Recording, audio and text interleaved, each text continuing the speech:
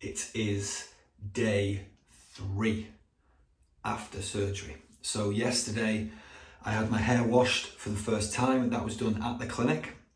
So that was obviously really good that they could do that for me on that first time, just because I know the first time obviously is the most important time and everything stays on for longer.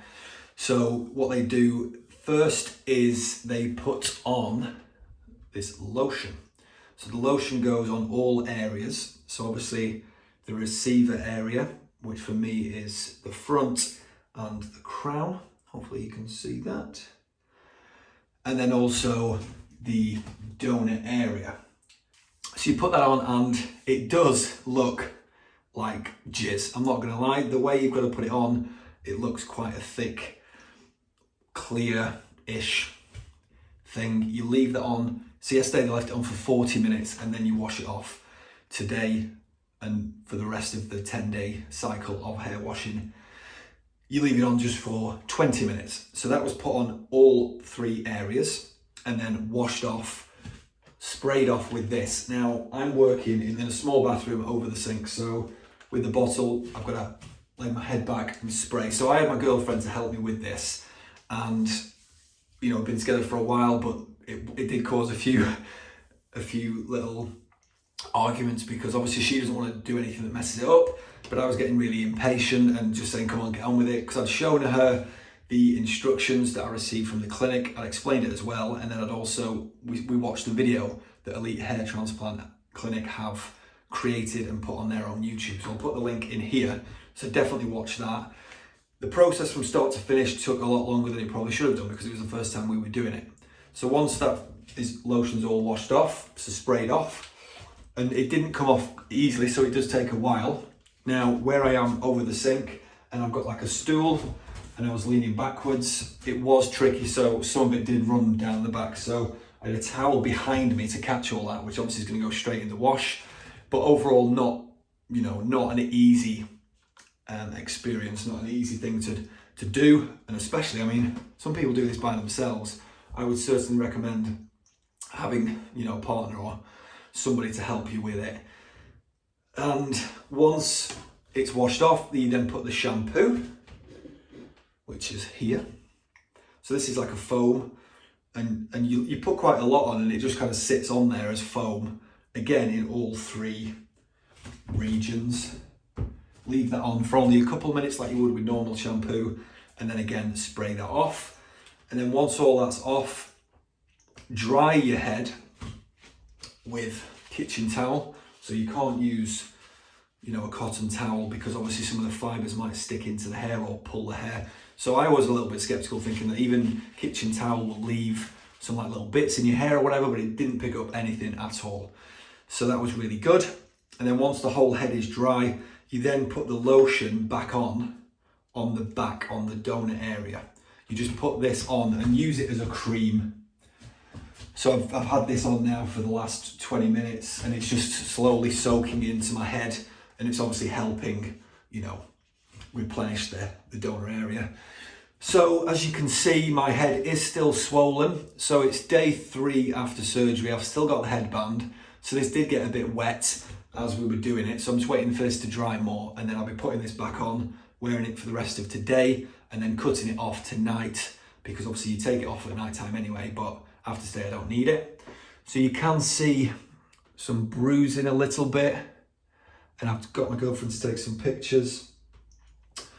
So I'm feeling a lot better looking at myself now than I did the first night after surgery, or the next day, when I was starting to overanalyze, thinking it's such a high hairline, and should I have done more and brought it more forward, or asked for the sides to have been filled in a bit more.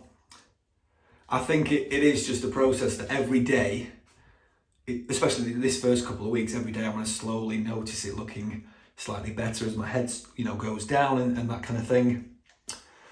So first day on my own, of doing this, complete.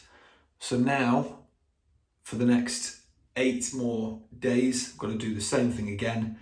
And then from the day after that is when the scabs need to come off. So from days 11, 12 and 13, you just slowly rub, get those scabs off, and then from day 14 after surgery, just back to normal showers, which is great. So as I've said before, I know these first 2 weeks after surgery are not going to be great. So far, it's not been unmanageable at all. But what I would say is make sure you do set aside the time to be doing this kind of thing. So today, from start to finish, probably taking about an hour and a half, which is a lot of time, but tomorrow should take well under an hour. And then the day after that should take even less. So the more you do it, the easier it becomes. Travelling back to the UK yesterday was fine. I did see some people at the airport who'd had hair transplants. Started talking to them, some English people. And there were 3 of us talking, and then I did see a couple of others as well. But all 3 of us had a different head transplant clinic. You know, we use a different clinic. So obviously, as I've said before, there are so many clinics out in Turkey. And whether those clinics are great, not so great, I'm not sure. I can only go off what my experience, and at the moment my experience with the clinic has been great, it's been fine. It's all about the results, as I've said. So I will be updating these videos, but at no point would I really say to anyone, use these guys until you see the results, you know, because that's what it's all about. And I do think there is a lot of luck involved though. I think it's the way that you as a person can take like surgery, you know, it's a surgical procedure. Your donor area from person to person is going to be different. So I do think there's a lot of luck involved, and I'm not convinced that even if somebody hasn't got the best results, it could have been better somewhere else. I think it's down to your own hair. I mean, like I said, for me, I have got a big forehead, you know. Bringing it down lower, the hairline, would have made it more unnatural. It's a bit like Ant from Ant and Dec, who's got a massive forehead. Doesn't mean he's got a receding hairline, it just means he's always had a big forehead. If he brought his hairline lower down, it wouldn't look natural. Obviously, we all know who he is. So for me, if I did have a lower hairline and then started meeting new people, it might not look unnatural. But it's they design the hairline based on, you know, these factors of what's going to look the most natural based on what you used to look like. So I'm just looking forward to actually being, you know, to being able to grow the hair and then style it however I want. So it is going to be a long process, at least 6 months before it's at a length where I can do something with it. So I'll be making these videos to update. And yeah, yesterday's travel back was fine, no issues whatsoever. I flew back to London and then got the train back up. A couple of people I had to get the underground as well, London Underground. A couple of little looks, but nothing major. You know, it's not a big deal.